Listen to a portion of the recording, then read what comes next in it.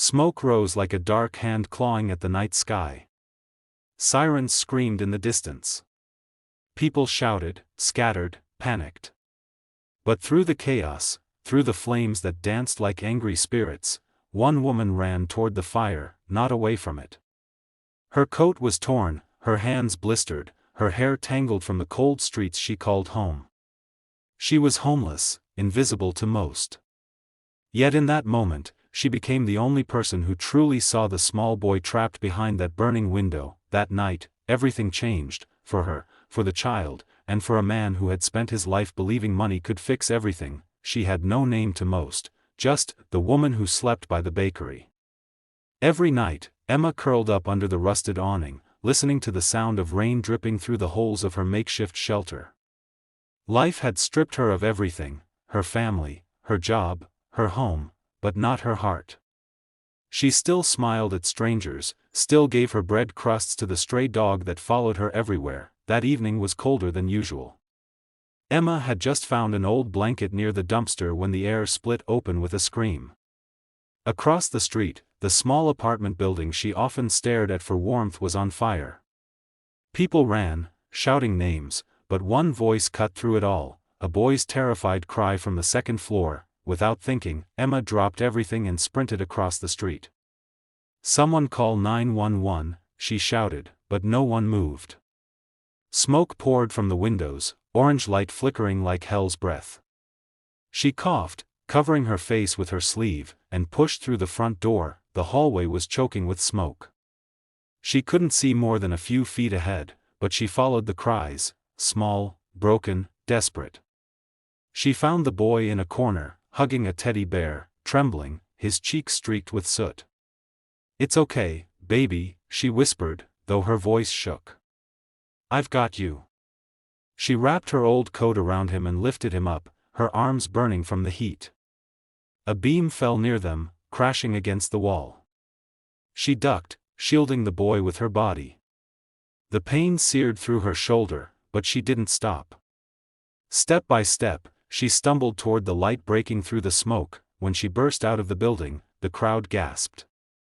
Paramedics ran toward her, taking the boy from her arms. She collapsed on the cold pavement, gasping for air, coughing black smoke. The last thing she saw before she fainted was the boy's tiny hand reaching out for her. Hours later, she woke in the hospital. The sterile light made her eyes sting. Her hands were bandaged, her clothes gone, replaced by a thin gown. She asked about the boy, but the nurse only smiled. "He's safe," she said softly. "You saved his life." Emma smiled weakly and turned away. "Good," she murmured, before drifting back into sleep. The next morning, she was gone.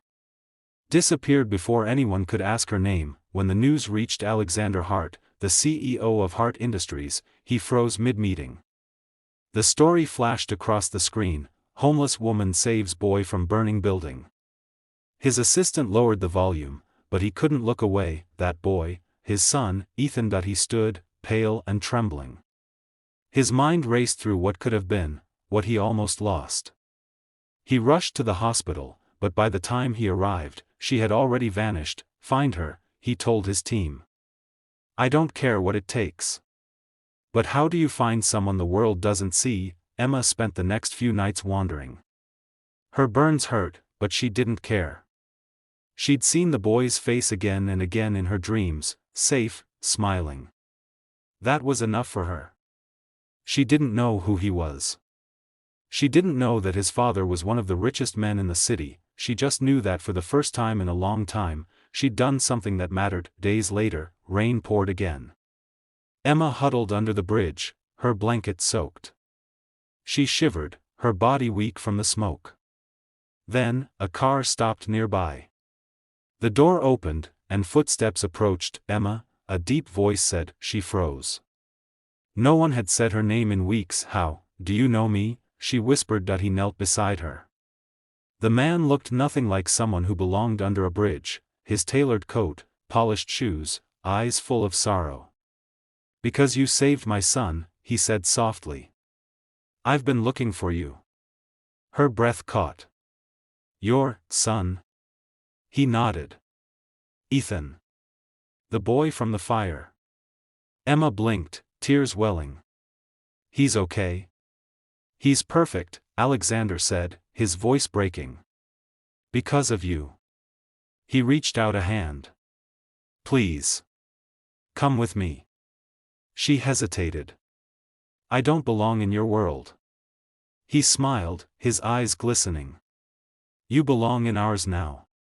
You saved my world. The rain kept falling as she took his hand, cold fingers meeting warmth. For the first time in years, someone held onto her not with pity, but gratitude. Weeks passed.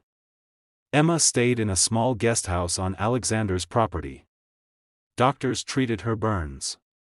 The staff adored her kindness.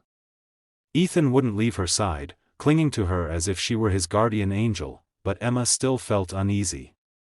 She wasn't used to soft beds, warm meals, or being thanked.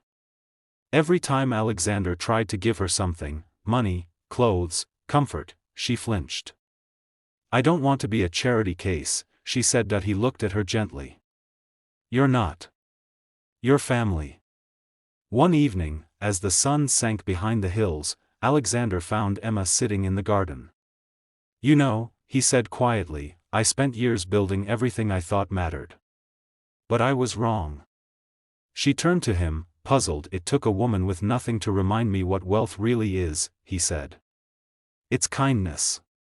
Courage. Heart. You taught me that. Tears filled her eyes. All I did was save a boy. No, he whispered. You saved me too. Months later, a small news segment aired again, this time showing Emma, dressed modestly but glowing, opening a new shelter funded by Hart Industries.